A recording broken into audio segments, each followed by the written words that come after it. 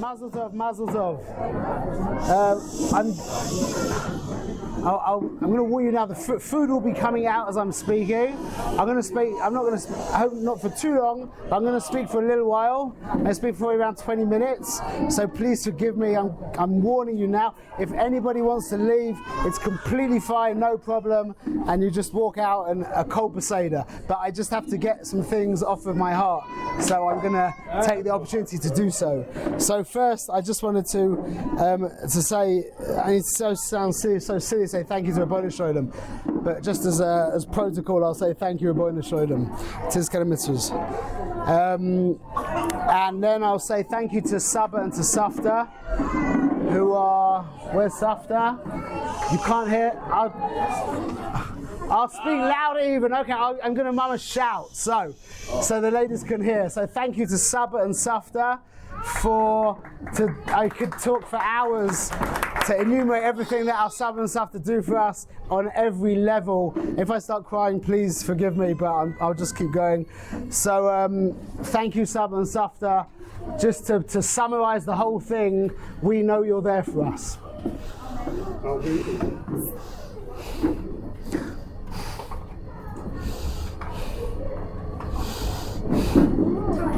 So thank you.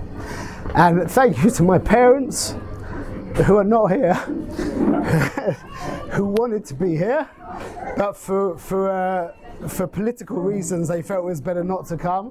So thank you, Mum and Dad. Also, they will see on the video, so it's not live, but they'll see eventually. But thank you for your undying support as well in every area, and we're so grateful. Thank you again. And this is going to be a surprise to Surik Tusk, but after thinking hard about who to say thank you to, I think the next person is going to be Surik Tusk, who is my chavrusa, who I only realized about a week ago actually how choshev he is in my life. Why? Because he doesn't let me get away with anything. In fact, if I get from Surik Tusk, maybe, that's like unbelievable. I feel like I struck gold, so I just want to say thank you for keeping me mamash. He's literally dying over here, but I just wanted to say thank you so much for really, I really appreciate our chavrusa, and or maybe even call it our shir, and it means everything to me. Thank you. And in the same breath, I wanted to say thank you to David and Mrs. Tusk, Surik's mum, for allowing us to use their base medrash that we sit in for a few hours a week, and it's had a big hashpah, at least on me, I hope on Surik. So thank you very much. Tizkar mitzvahs. I also wanted to just say this will be seen by Tomer Biton and Yitzi Katz, who sponsored our Shalom Zacha very kindly, so thank you to you guys. And I also wanted to mention Yoel Halpern, and the whole chevra in LA, who about a year and a half ago, I don't know who's in on the inside scoop of what's going on in my life, but about a year and a half ago, I bumped into Yoel in Mexico. We were just like walking around Mexico and we bumped into each other there. And from there, he got me connected to a whole community in Los Angeles, where I've become a part of, and it's just so important for me. I hope it's good for everybody else, but for me, just as I've been plutzing to be, I've been makabel for the past 20 odd years, and I've just been plutzing to be mashpia. It's just like literally everyone who knows me knows that every time they meet me, it's just everything's just poking up every crack there is, you know. So it gave me it's given me the schus to start, I feel, being Makayim, my tough kid. Thank you. Tizkar mitzvahs. And then I really want to mention, I really should mention Shiri last, but I'm not going to mention her last because I want to talk about my kids, because my kids are what I want to jump into this whole discussion about. So thank you, Shiri.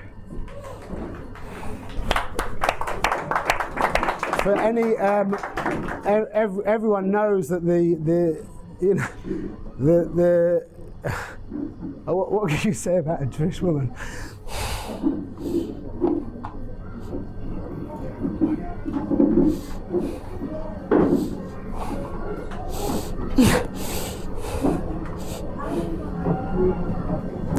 It's kind of unfair. I've compared it a lot of times to like a Grand Prix or IndyCar if you're from England, from America, where you have the guy driving the car.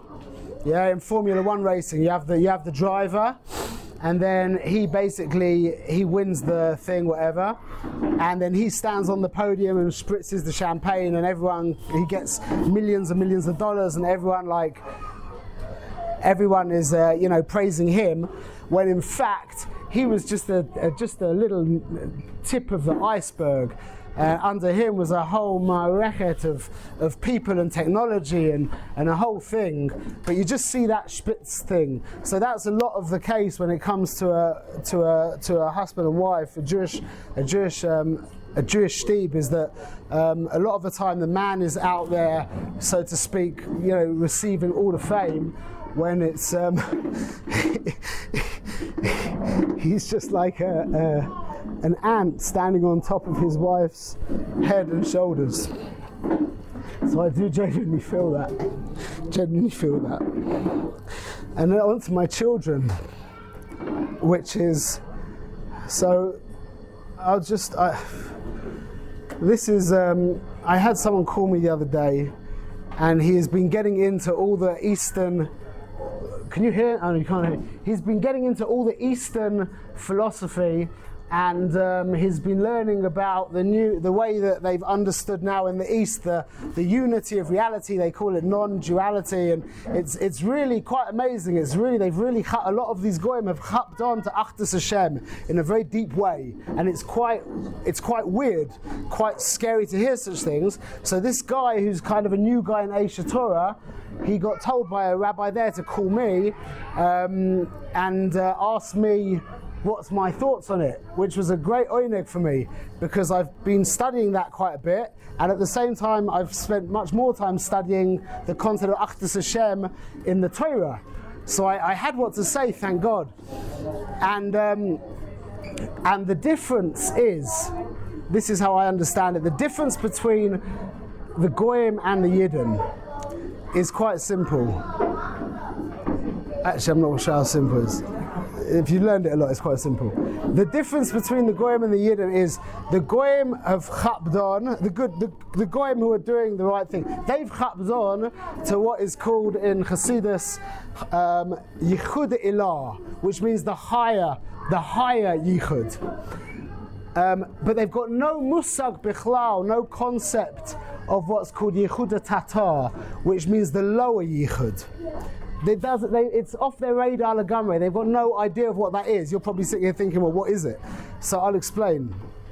It's called Malchus Shemayim, and this is the Parsha. This really links in with the Parsha, because we have Kriya Shema in our Parsha this week, which is Malchus Shemayim. And if you notice, we say it many times every day, Shema Yisrael Hashem Echad. That the Zohar says, someone wants to walk in. That the Zohar says is called Yichud Ilah, the higher unity. And then we say Bruch Shein Kavoid Malchus Soilei Olam V'Oed, which is called the lower unity. And it all sounds very mystical, and I mean it is, but it's actually very practical. And we have a lot of tools to understand it in this generation. The lower unity could be called organizational unity. The unity of an organization. The higher unity is the concept of Einod Milvadoi. It might be you in the wrong Bris. Maybe not. You're welcome to come, but there's another Bris. Who are you coming to see? Yeah, the next place over. It's nice to see anyway. Mazel tov. So, So Yichud Ilah, there's not really much to speak about. It's just a oneness which you really can't talk about. It's just oneness, like white light. There's no differentiation. It's just all one, and everything comes from it. We don't need to speak about that. But what we really do need to speak about is the lower unity, because that's what makes us Jewish. That's the difference between us and them, is the lower unity, which is called the organization, Hashem's organization. You could call it Hashem Incorporated. An organization is one. Yeah, I always bring the example of Google. Google's a very big company, and yet, or let's talk about Amazon, because I know the guy at the top. He's Jeff Bezos, yeah? So you have Jeff Bezos at the top, and then you have like his CFOs and COOs and CEOs and OOs and everything, and then you have all the people underneath him, and then you have the level underneath him, and down until you get to the guy who actually hands you the package. Yeah? Really, that's a yichud. That's mamash a yichud. That's called yichud tatar, lahavdil. That is what yichud tatar is. Meaning, Menachem Mashiach will sit on the top of this whole organization, yeah? And then he's going to have Trump and Netanyahu, maybe not Netanyahu, but Trump and Putin and all the other chevra underneath him. Those are the only ones I know their names. And then from then you're going to have all of their countries, and then from them all of their chevra and and it's a majestic, tremendous pyramid scheme, where in fact, just like when you think about it conceptually, when that guy gets out of the Amazon truck and hands you your useless headphones that you're not going to use anyway, yeah? In a sense, it's like Jeff Bezos actually handed them to you himself. It's really no different. It's no different. Just like I would get in trouble if I hit somebody with a stick. I can't blame it on the stick. Yeah, I would get in trouble for that. So to that guy who gets out of the Amazon van and hands you the headphones or whatever other shtuyot you bought, yeah? That's Jeff Bezos coming through the whole system. Everyone's with me? That's called Yehuda Tatar. So the Goyim have got no concept of this because they don't know the Torah. They haven't learned, or the Torah that they have, which is a Torah Shebechsav, they've got no concept of Ratzon Hashem, which is in the Torah Shebal Peh, which is halacha. So if you don't know what he wants you to do, then you can talk about the oneness of God, which is true and great, but how does it come into the world? It's just a thing you talk about, or maybe you close your eyes and maybe feel, maybe even, I'm not sure about that anyway. But the Yidden here, we're here to bring Malchus Shemayim. Bruch Shein Kavod Malchusay Le'olam V'Ed. So that's really our job in this world. That's called making a yichud of Hashem Echad U'Shmo Echad. B'yom Yeh Hashem Echad U'Shmo Echad. That's when He and His name will be one. His name is this whole system, this organization called this world that we're trying to bring Him into. So I wanted to mention what's the inyan of this with the bris. I'm not going to read it, but I saw in the Mor Nevuchim, it's people don't like this in the Rambam, but I'll just say quickly, it was written in Arabic anyway, so I'll read it in English, so it's just, anyway, he says, I'll translate a couple of words into Hebrew. As regards to bris milah, I think that one of its objects is very interesting because the Rambam doesn't actually give reasons. When you read the Lashon carefully, even though it's a translation, he doesn't give reasons for the mitzvahs, because there are no reasons for the mitzvahs. He gives tamim for the mitzvahs. And he says, I think that one of his objects is to weaken that drive in a man. Yeah, I was makatz to that. It was to weaken that drive in the man, and just to weaken that drive in the man. Number one. Number two, he says, and another thing that I think is important is that it gives all members of the same faith, i.e. to all believers in the unity of God, a common bodily sign, so that it is impossible for anyone that is a stranger to say that he belongs to them. Missed a couple of words. No one, however, should give bris milah to himself for any other reason other than pure faith. And then he says there's also a fact that there's much mutual love and assistance among the people that are united by this same sign. We all love each other, we work with each other, and it's all connected to the belief in Hashem's unity. And then he says this purpose of the bris milah is as important as the first, and perhaps more important. So I wanted to just explain that this is really the inyan of how do we make this Malchus Shemayim work? How do we make the Yehuda Tatar work? This system. Thank you, Esther.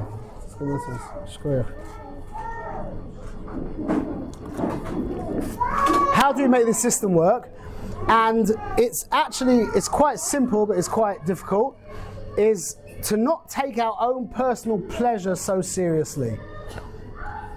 The more we are able to not include our personal pleasure as part of our cheshbon, as part of the cheshbon of what we're dealing with, the more we're able to leave out our personal pleasure from the equation, the more the Malchus Shemayim, not only the better your life will become, that's just a side point, but the more Malchus Shemayim will actually be able to flourish. Why? Because any part of the system that has developed its own agenda means that the system isn't one.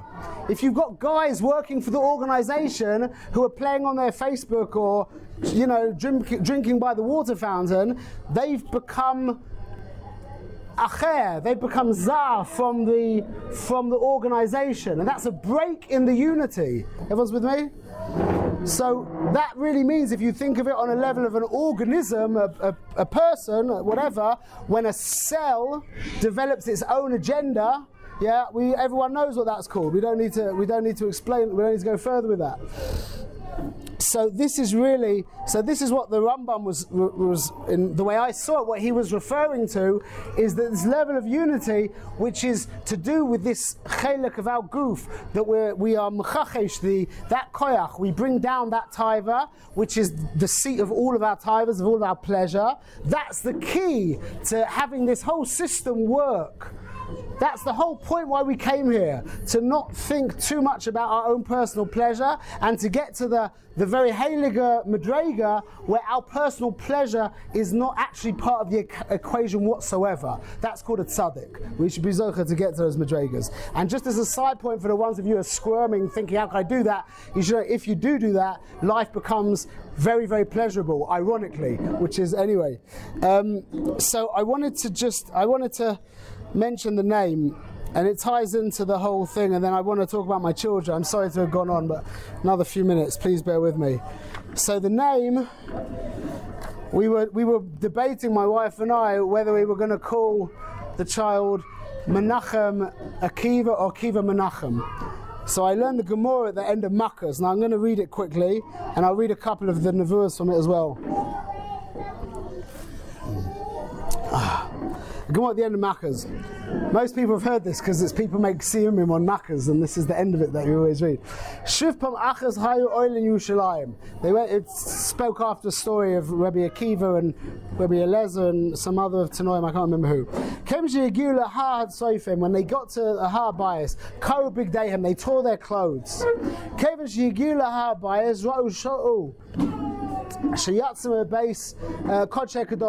When they got to the Har Bayis, they saw a fox run out of the Kodesh, where the Kodesh Kedoshim was. His chilu hein boichen v'Rabbi Akiva mitzachek. The tzaddikim there began to cry, and Rabbi Akiva started to laugh. Amruloi, they said to him, "Ibnei ma'at mitzachek? Why are you laughing?" Amalehem, in true Jewish style, he says, "Ibnei ma'at boichen? Why are you crying?" Amruloi, they say back to him, "Makom shekasu boy v'azar hakorev yumas." In a place where a zar is makriv, he's chayav misa. And you've got foxes running around, yeah? V'loi nivke, you're not going to cry? He says to them, this is why I'm laughing. As Uriah HaKoyen as Zechariah ben Yeverech Yahu. He said that Hashem says, I'm making Eidos with these Eidim Ne'emanim of Uriah HaNavi and Zechariah HaNavi. Vikima Inyam Uriah etza Zechariah. The Gemara says, so what's the kesher of Uriel next to Zechariah? What's the kesher? Uriah b'mikdash Rishon, Zechariah b'mikdash Sheni. Uriah was in the first bias Rishon, and Zechariah was in the time bias Sheni. Zechariah was like the last of the Nevi'im, I think. Elatalo kasu nevuasai shel Zechariah b'nevuasai shel Uriah. The pasuk hangs the nevuah of Zechariah on the Nevuah of Uriah, meaning that once the Uriah Kasiv, by Uriah is written, L'chein biglal lechem Tzion sadat echoresh. The pasuk, it goes on, and therefore because of Tzion it became a ploughed field. I'll read and it doesn't bring this in the Gemara, but the Yushalayim ein tihya, and Yushalayim will be like in heaps. The ha habayis, the bamois ya, and the ha habayis will be like bamois, like a bummer, like altars of the field, altars of the forest, yeah. And that he said that's the nevuah of foxes coming out, because foxes live in the forest. So he saw the foxes come out of the ha habayis, and he was like Givoldik. Now the nevuah of Uriah has been niskayim. Now Bezrat Hashem we're going to see the nevuah of Zechariah, and I'm going to read the psukim here. Again, I'm sorry that I've taken up your time, but I think it's kedai. Zechariah Kosif, Oid Yeshu Zekainim Zekainos B'Rochovos Yushalayim. Please, everyone, we should be mizboinen on these words of the Navi. Okay, says. Zechariah says, I'm going to read a few psukim from Zechariah because we're zeicha to see this very soon. Bezrat Hashem. Koyam Adonai Tziva'oi, says Hashem. Oid Yeshu Zekainim Zekainos B'Rochovos Yushalayim. It's going to be again that the elderly men and elderly women are going to be sitting in the Rochovos of Yushalayim. The Ish Mish'antoi Biyadoi Meroiv Yomim, and they're going to have their staff in their hand, and they're going to get to a very great age. Rochovos Se'ir Yimalu, and the streets, the Rochovos Se'ir, the streets of Yushalayim are going to be filled. Yiladim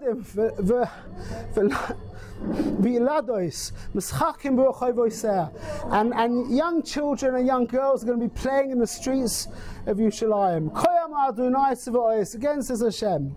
Ki yipale be'einei she'eri sa'am hazeh b'yamim hahem gam be'einei yipale nu'um Adonai Tziva'os. Says Hashem, it will be like impossible for the remnant, the leftover people in those days. He said, is it also impossible for me that I can't do this? He goes on, Koyam Adonai Tziva'os. Hashem keeps saying, Hini Moishia es Ami. I'm going to save my people. May Eretz Mizrach, may Eretz Mavoy Shemesh, from the lands of the east and the lands of the west. He's going to bring us all back. Thank you, Yo, Mrs. Halpin, for they just made Aliyah Mamash a few days ago, so shkoyach. And the rest of us are going to be coming back very soon. And the ones who are here, we're going to be coming back to the Yushalayim Panimi as well. Is going to bring them, and we're all going to dwell in Yushalayim. And they're going to be for me the nation that we're meant to be, what we said before, his nation. And I will be to them lelohim be'emes u'b'tzedek, in truth and in tzedek. So there's no wonder why the psukim, the Gemara didn't bring the rest of the psukim. But that's the reason why Rebbe Akiva was mamash laughing his head off, because he was so happy. He was probably crying with laughter, I would imagine. Probably crying with laughter. And then he says, Ad shloi niskayim nevuasa shel Uriah, haisi misyare shloi niskayim nevuasa shel Zechariah. And until that I saw the nevuah of Uriah was miskayim, I was worried that the nevuah of Zechariah wouldn't be miskayim. Now that I saw that the nevuah of Uriah was niskayim, it's for sure that the nevuah of Zechariah is going to be miskayim. And they said to him, and this is what answered up what was going to be the order of the names, whether it was Akiva Menachem or Menachem Akiva. They said back to him, Akiva Necham Tanu, Akiva Necham Tanu. And therefore we decided to call him Akiva Menachem. Akiva Menachem. So to bring it back to my children, and this is really the point, I want to really give Hashem a bracha that he should be zoicha to the nachas that I have. Bezrat Hashem. That's really the bechina of, that's geula. That's Geula. We all have a Migdash Me'at. We have a little oilam, as all the ladies know. We have a little oilam, and that Hashem just has a big one. That's it. So, I don't know if anyone noticed that we didn't actually get this catered. This whole thing has been dealt with by my family. Everyone pulled together and made this. This was our kitchen was overtaken. They did for the Sham Zachar as well. The house ran like clockwork, bli ayin hara, when my wife and I were completely out of what's the word? Out of commission. We were in the hospital for about 3 days, and then after that as well. And everyone, I just want to so that is what Malchus Shemaim is. Yoina and Chaim. I'm not gonna. I know they don't want me to go on about them individually, so I'll just say Yoina, Shkoyach, Chaim, Shkoyach. Dina, Shkoyach, Esther, Shkoyach. Well, I'm going to say Yona again. Yona didn't get a round of applause. Yona, Shkoyach, Esther, Eliezer, Shkoyach, and Yochanan, Shkoyach, and Elisheva. Was Elisheva? Shkoyach, and Shimi, and Simcha. And now we have a new, I said after he was born that we have a big schus, that I said he has a big schus to have become, to have joined our crew. And I'll finish off one more point, again I'm sorry, but another important idea is that when I was in England last, I was speaking to my dad, and when I'd spoken to him before, one of our children was having like a hard time. You know, as kids have a hard time, they pop out, they pop in. And he said to me, so how's this child doing now? And I said to him, and I realized as I said it to him, such an amazing thought, is the child now, Baruch Hashem, is in line. Yeah, the child has fallen in line, and this is what I said to him, has fallen in line with the culture of our house. And it like hit me so deeply, wow, we have a culture, there's a culture in our house. Meaning there's enough people now that you don't have the right now. You get dragged along. This is the job of being a parent, and really it's the job of being a spouse, is to create a culture in the house where the child is almost, korchoi, how do you say that? What? Forced. Compelled, thank you. That the child is almost compelled to be gewoldig. That's what our goal is as parents. And that's the whole point of reality. That's everything that we're here to do. We're here to emulate the Rebbeinu Sholem.